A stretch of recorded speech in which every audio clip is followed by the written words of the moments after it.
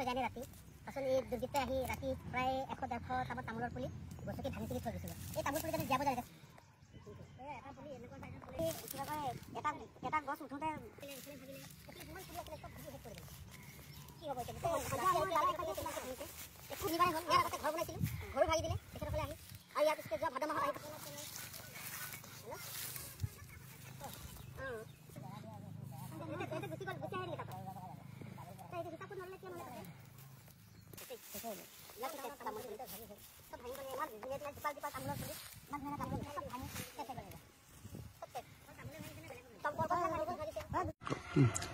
যোৱাকালি ৰাতি মানে কোনোবা দুৰ্বৃত্তিকাৰীয়ে মানে আহি পেলাই ইয়াত কোলাইক্ৰ গাঁৱত মানে এখন বাৰীত মানে গোটেই বাৰীখন মানে আমাৰে আছিলে, মোৰ দেউতাৰ নামত আছে মাটি, ইয়াত 2 বিঘা মাটি আছে আৰু এই মাটিত আমি তামোল ৰুইছিলোঁ যোৱা বছৰ তামোল ৰুওঁতে মানে আজি ৰাতিপুৱা আহি দেখোঁ মানে গোটেই তামোল পুলিবিলাক মানে প্ৰায় 100-150 মান তামোল পুলি গছকি মহৰিয়াই মানে ভাঙি থৈ যায় আৰু ভাঙি থৈ যায় মানে কি কবি আৰু আজিকালি চাওকচোন তামোল পুলি পৰ্যন্ত মানে এখেতসকলে ভাঙি সব নষ্ট কৰি থৈ গ'ল।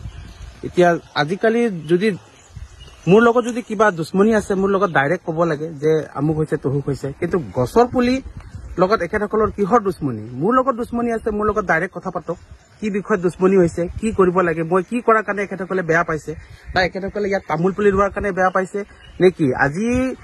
আজি ঘটনাটো আজিয়ে ফাৰ্ষ্ট নহয়, এই ঘটনা আজি ধৰক 3বাৰ হৈ গ'ল, 3বাৰ এইবাৰ বেছিকৈ কৰি গৈছে কথা। কি বিচাৰে?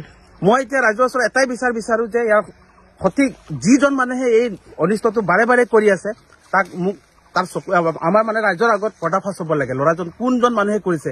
এইটো মই জানা মতে এজন ল'ৰাই কৰা হোৱা নাই, এইটো নিশ্চয় কোনোবা এজন ইয়াত বেকগ্ৰাউণ্ডত এজন ভাল মানুহ থাকিব, ভাল মানুহৰ উচতনিত এই ল'ৰাবিলাকে কৰি আছে। কিন্তু আজিকালি সভ্য সমাজত যদি তেনেকুৱা উচতনিত যদি সেইবিলাক কাম কৰি থাকে, এইবিলাক ল'ৰা কোন দিশে গতি কৰিছে ৰাইজে নিজে বিচাৰ কৰি চাব পাৰে।